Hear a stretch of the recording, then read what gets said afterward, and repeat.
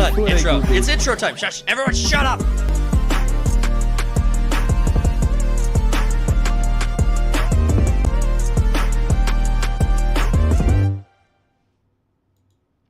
What's going on, all you main characters? Welcome back to Third Party Studios After Party. We are here with me and the Cody, Tox and the Cody. What's up? And we are talking about episode 2 of House of the Dragons. We just finished watching it, and I think we were a little thrown off by the fact that it was an extra 20, 30 minutes or an extra 20 minutes into the episode. So we threw around our start time a little bit. But forgot that there was 10 minutes of credits and behind the scenes crap. yeah, so we were a little off kilt with the or a little off balance when it came to the actual when to start the podcast. Right. It's like an hour and 20-minute episode. What the hell? Yeah.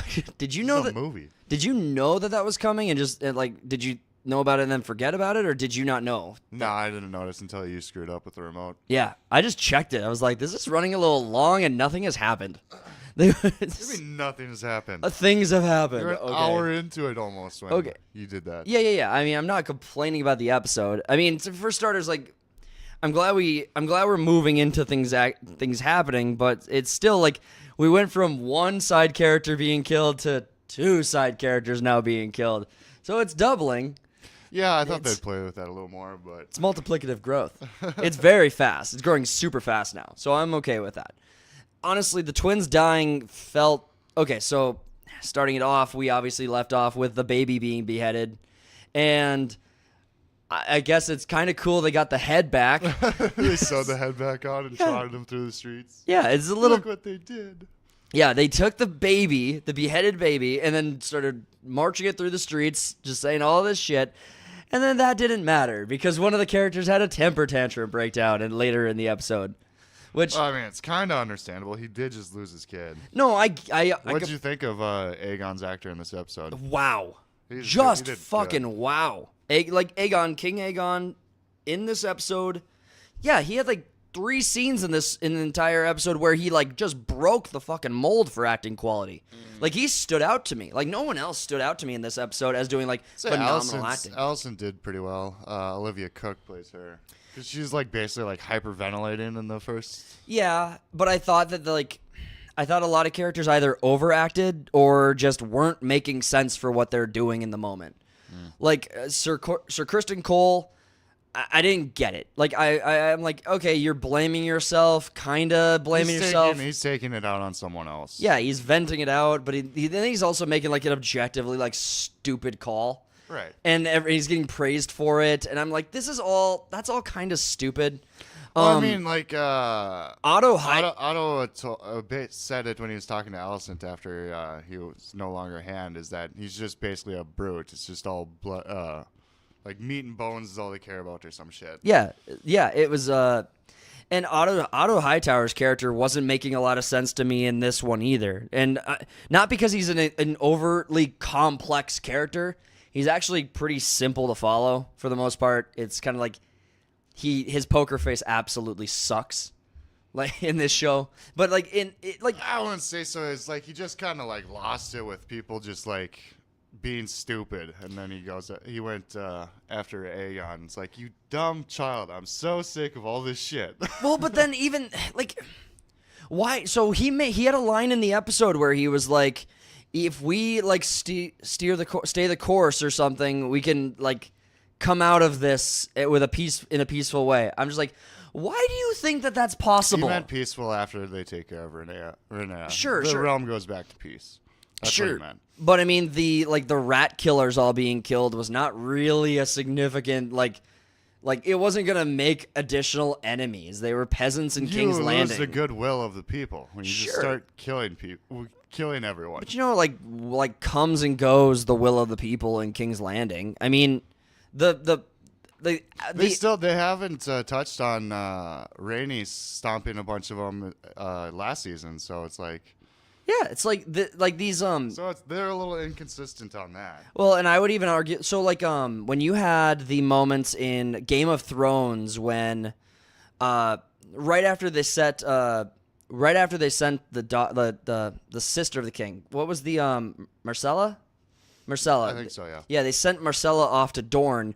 In that episode, the peasants all rioted and they attacked the king and threw cow pie at him. You know this episode. Yeah, a okay. bit, So vaguely. they built up to that pretty well. They're starving. You're like throwing. You can't have this while everyone. You can't throw a tournament when you have no money and no one's eating and everyone's sad.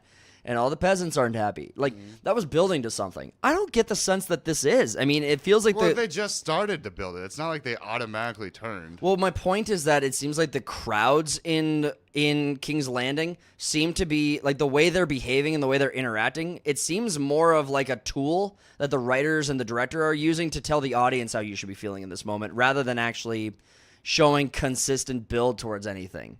And they introduced that one character. I don't recognize the character who was in the house eating the stew and his daughter was sick.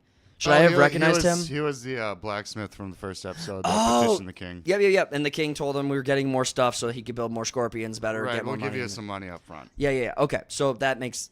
Thank you for catching me on that, because I actually completely losing track of all these characters they're introducing in this episode.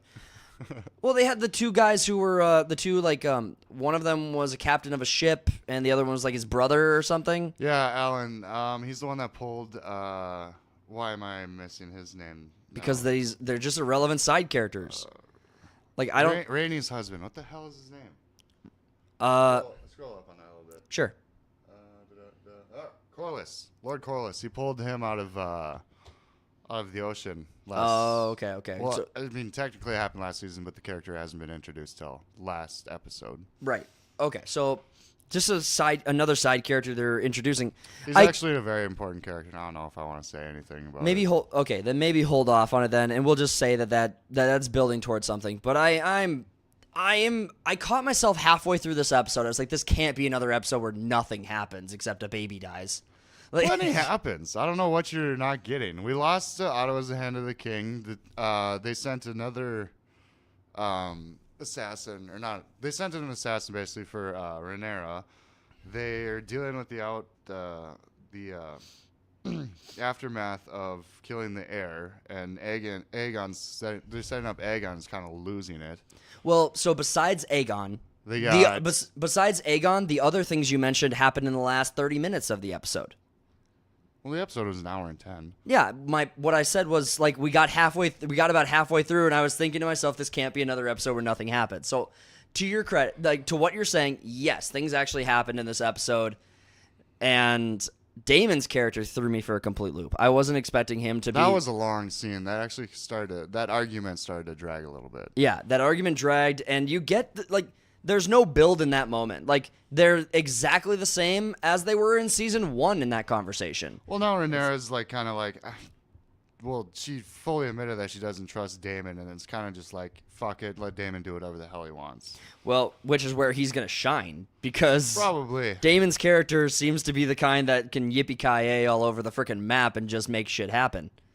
Like, that's what he was doing in season 1, was he was just going places, conquering things were happening. It's like, I'm doing stuff. I'm a king of the stepstones now, or whatever. Yeah, and then here you go. They're back. It's yours now. Now King. it's yours again. Now it's yours, brother. I love you.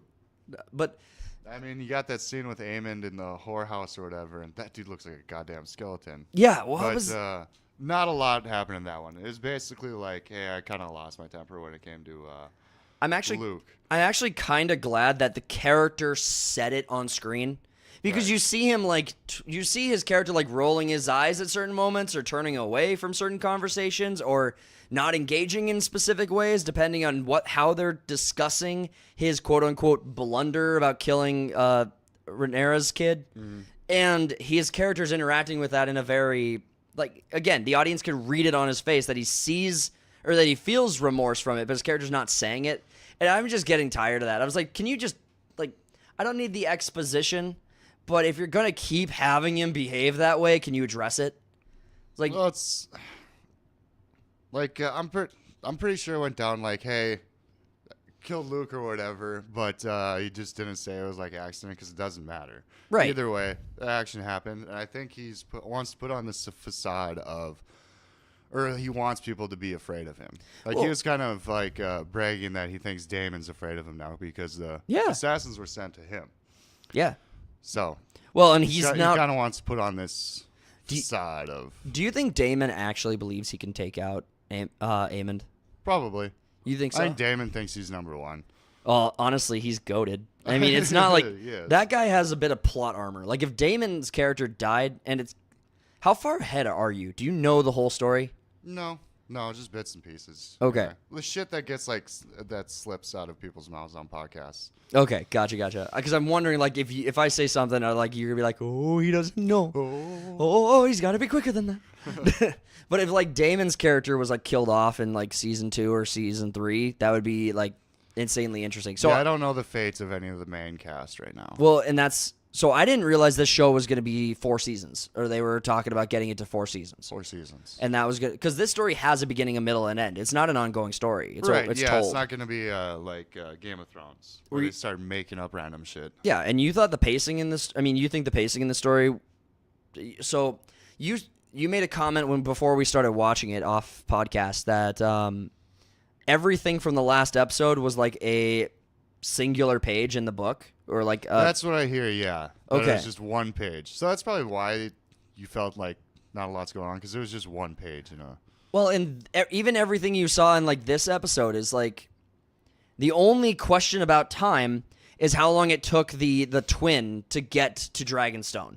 That's the only question about time there is That's in true, this and I episode. think I was wrong last episode. I don't think that I think the 2 locations are a lot closer together than I previously thought. Oh, they're like next to each other. Right, next And even I think one of the characters maybe even it's said like he's just a day or 2 boat trip. Or yeah, something. it's just across the pond. He's over there. Yeah, it's just across the bay. Guy in 2B, he knows. But the actors who were the actors who played the twins, I thought did a great job. Again, it got to a point where once you're on the island, your brother is in the castle up ahead of you, and you're just sitting here like I could either try to kill the queen and just get murdered immediately because I'm on an island. Right, it's Because a I'm on one-way trip. I don't know why. Yeah, it's like you're not going to be no one's going to let you just leave, even if you were like I think he was stating when he was talking to Sir Kristen Cole that it's basically, you're sending me to my death. And he's like, yeah, or glory. So it's like I think he knew that this was the end for this him. is the end regardless. Well, in that moment, I don't think I could look at that moment and think of anything other than, well, I'm fucking here. I might as well just switch sides. Yeah, but then they'd probably kill him, because like they view him as a traitor. Fair enough. I think that there's probably a logical scenario where he comes out of it being like, well, your brother is the King's Guard, or like is the leader of the Queen's Guard. Right. You are like he's vouching for you, and you have renounced the other side, and you saw the error of your ways. Or what I see a scenario where it's like a redemption story in a moment. That's Game of Thrones too. I mean, they gotta die. Well, he's got to die, but that was such a stupid way to die. And then, Trying to kill the queen? well, he tried to kill the queen, and then he's just like, well, I just murdered my brother. I give up. No, I think. Because that's what happened. He just No, I outed. think it was the other one. No. The one that went there to kill the queen is the one that died, and then the No. other brother couldn't handle it. No, and killed himself. the brother who died first was the Queen's Guard. You could tell. So I he mean, it could be- he had the slash on his leg. That's what I was thinking. He took to first begin wound. with too. That's what I first thought, but maybe I don't know. It could go either way. It doesn't really matter. It can't go either way. It's my way. I am right. Fact check me in the comments, guys. You guys watched it, so let me know if I missed something there. But no, the guy who drew first blood was the captain of the Queen's Guard, and that's the wound he took on his leg. And he didn't want to kill his brother. That wasn't like the. Yeah, I mean, you might be right. I'm pretty sure. Because I was watching it too, thinking that the Queen's Guard guy was the one with the slash on the leg and whatnot. Yeah. I don't know, maybe the other brother, he just like, fuck it. He Kind just outed. Remorse took over, and he's like noped out of the situation. Well, he kills his brother. He kills his brother, and he can't successfully kill the queen because he's beat to fuck, and there's another high up guard there too. Yeah, So so- he just nopes out of it. I was really expecting a which Spider-Man is he moment. I was kind of thinking that. which one do I kill? Like, cause the guard who was protecting say the that. queen asked, he's like, which one is which? And the queen's like, don't ask me right now. This needs to be settled first, then I'll answer. Kill them both. I mean, it wouldn't be too hard to like question any point. It's like, hey, what's the name of that one guard that's in this building? What is the average running speed of an full-grown African male ostrich? 27 miles per hour, by the way. That's the African swallow. No, the African male ostrich is 27 miles per hour. Oh, okay. I saw it on the Discovery Channel. Did you? No, and we're getting. I'm sorry. I'm sorry. I tried to be funny. Ostrich. Tried to be funny. I failed. I did my best. But no, You should have just stuck with it. You're like, just yep, lean into I'm it. right. Just double down, triple down. Google it. Just quintuple down. No, so what do you, I mean? So you mentioned last week you didn't feel like 100% on board with like giving episodes individual ratings because they all play into one long story. Mm-hmm. Is that still your stance this week? Kinda. I mean, I did end up settling on like a score for episode 1. I thought it was like a 7, and then this one, it's probably around the same. I'd say maybe 7.5. I think it's a little higher. So yeah, 7.5 is probably fair. And I would argue my main argument for why this episode's better than the last episode. A strong argument could be made because it's longer and they put more into it and more things did happen. But I think what's breaking out for me, because I don't feel the significance of these character deaths. Like both sides lost a guy. I'm like, okay, the balance of power in the war is exactly the same at the end of this episode as the beginning of this episode, because literally Aegon like undid all of the stuff he did True, yeah. So he just hit reset on it. He puts his son, he parades his dead son through the streets. Otto was still saying that. It's like, yeah, no, I think we're going to draw more people basically to our side because of what the Blacks did. Who cares about rat catchers? They're not important. Right. But so the balance of power at the end of this episode, I think is still pretty much the same. And yeah, and we don't really know where a lot of the Lord's side yet. We know that the North is with Rhaenyra, and Storm's End is still with Aegon. Well, and then there's the Eyrie, which is also pledged to the Blacks as well. Oh yeah, that's right. He said that in the last episode. Yeah, so it's so there's the balance of power being effectively the same, and both sides losing a guy. I got to tell you, I just am not seeing the So in Game of Thrones, when you had the War of Five Kings, like every episode had something of significance happening to it. Whether it was Renly's army Renly being killed, or the Red Woman's involvement in that, or you had Robb Stark kicking Tywin's ass up and down the battlefield. I guess I don't understand how you don't see it. It's like, okay, the Greens lost Otto and they gained Kristen Cole. It's a totally different dynamic there. Daemon's gone. He's doing his own thing. Well, you're right. We understand him to have gone to Harrenhal. Yeah. But you're right. It's also not sure about that. It's a guess. It was left very ambiguous at the end. But in my mind, like, Daemon's done this in like a few moments. I'm struggling to name the examples, but I know that his character will like go off alone to go solve a problem and do something, and then he'll come back with like a bunch of shit, like a bunch of good shit for the characters who are supporting him or that he's like on their side for. Because his character plays out a little weird, but he ultimately does look for validation in the characters who don't trust him. Yeah, I mean, he was kind of trying to win his brother's acceptance. I don't know if he really cares that much about winning Rhaenyra's acceptance. Well, I mean, how many moments has he had to try to prove that? I mean, like the son for a son episode, I mean, was an attempt, just failed. Yeah, I don't know. Maybe Aemond is right in that Daemon does view him as like a rival. Well, I think that dynamic is being really, whether it's true or not, the dynamic is being set up to look like that. Right. Like, the writing is making this look like it is going to have a 1-versus-1 play out somewhere in the story. It's a duel. Well, and I mean, the only cathartic moment you really got in Game of Thrones that was equivalent in a rivalry context was the Battle of the Bastards. But that took like 4 seasons to develop. Yeah, I suppose. And then so in... And that's really it. There's no real rivalry moments in Game of Thrones. Maybe Stannis and Renly, but that played out very differently. People hate how Stannis was treated in that show. Are book readers. Yeah, I didn't know it was very different. Yep. Still, Stannis is still alive in the book. No shit. Yeah. Even after he dies. No, I No, mean, I know what you mean. it's like, the books for like on season 5 or whatever, 4 or 5. So do you think the significance of Otto being gone is gonna like? I don't consider Otto a character of significance, because his role is basically that of like. He's a babysitter. He's reigning in the king. So But he doesn't do dumb shit. Right. And Mr. Kristen Cole's not going to do that. But it seemed like And he doesn't really give a shit what his mother says. So Yeah, that's true. But honestly, so Aegon's actor just bra frickin' vo. I thought he did great in this episode. it was good. Very breakout performance. Stood above the rest in my mind. Yeah, because he's been pretty plain throughout the series so far. But Yeah. I mean, a really underestimated character, but I'm excited to see him actually do like command some shit. Mm-hmm.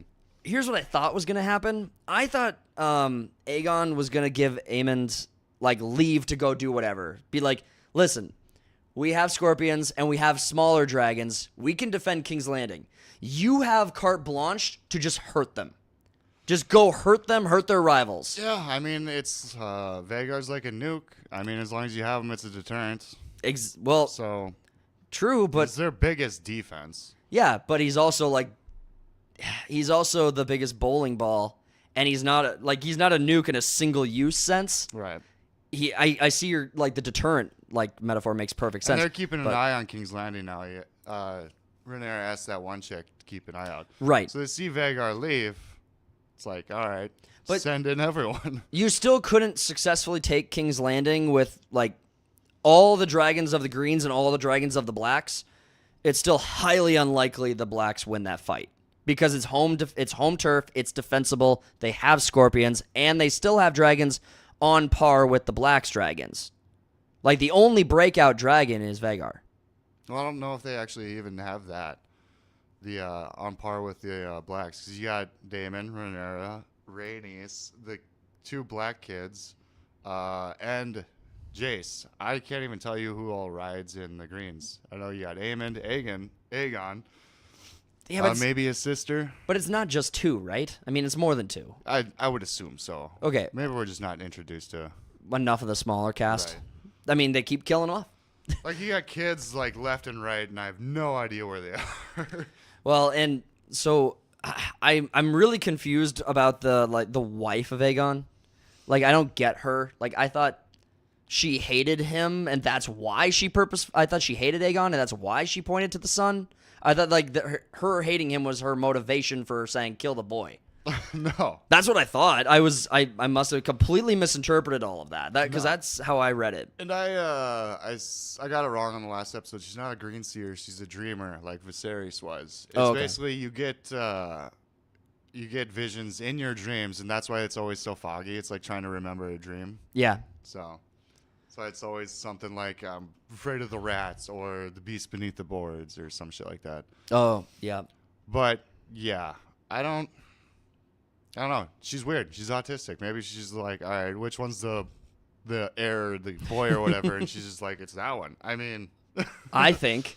I liked how they did the rat killers though, or the rat catchers though, because that actually made a ton of sense to me. I'm like, yeah, they wouldn't have gotten out of King's Landing. no, that was, and honestly, like the twin wasn't gonna get off Dragonstone. It's like, what are you guys? This is what drives me crazy. It's like, is every fucking side character in this show a martyr?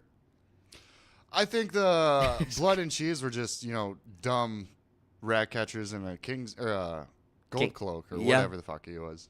I think they're just stupid. They thought they can just get away with it. I mean, it's money that they can't even imagine. So. It's possible. The way the twin thing unraveled, I get it.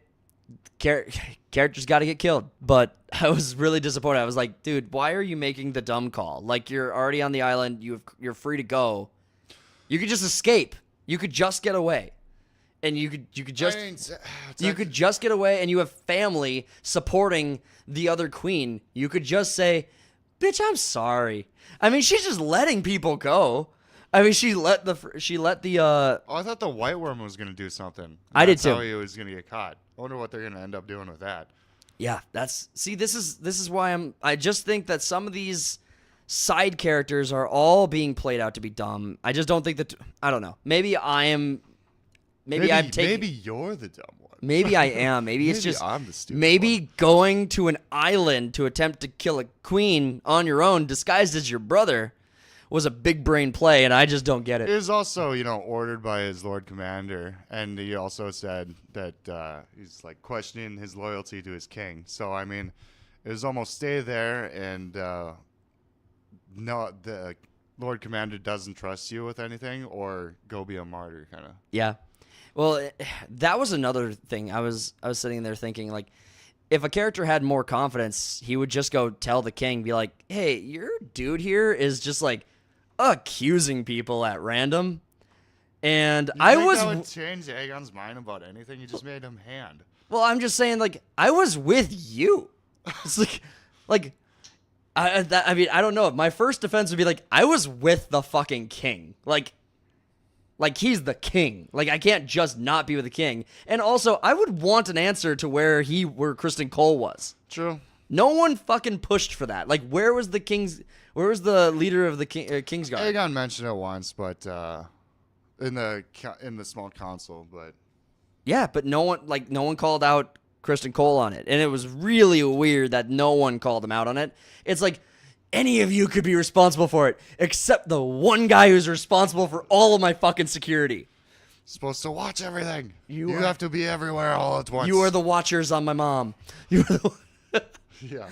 That was funny too. Yeah. How is there not a guard outside of like everyone's room all the time? No, that was a little bizarre, especially like like, how did you not see assassination being on the table? Like, you're a king. Well, maybe like the king not seeing it, sure. Maybe Otto was, maybe like they were also complicit because no one tried to assassinate Viserys, the main Viserys. Viserys. No one had any reason to. He was the Yeah. peaceful king. So do you think they just got complicit? That's why they didn't think that they would send someone in to just assassinate someone. Fair play, I suppose. I mean, Allison wouldn't think that Renee would be capable of that. King's Landing is literally a place where no assassinations throughout any of the shows have happened. Nope. Never been an assassination attempt in King's Landing. Never once. Anything to finish up with? Nah, not really. It was a good episode and whatnot, but now I am kind of getting also antsy for some action. Yeah, I want to see Daemon. I want to, like, if you're going to kill side characters, can you make it like 100 of them at a time by Dragon's Breath? I don't even need a lot. Just show me a little bit of CGI dragon. Just need more death. Maybe they were just waiting because it was expensive to make the CGI, and they were just like, we can only do this a couple of times. Oh, yeah. I mean, there's a budget. There's a budget. There is a budget. 20 million episode or something like that. Yeah, Dragonfire costs at least $8 million. Yeah, it's all rendering. That's time. Thank you guys so much for tuning into this episode. We will see you guys on this same series, The After Party, next week when we do episode 3. Go watch the show. Check it out. Let us know what your thoughts are on the episode in the comments. And we will see you guys on the next ones. Go tell your stories. See ya.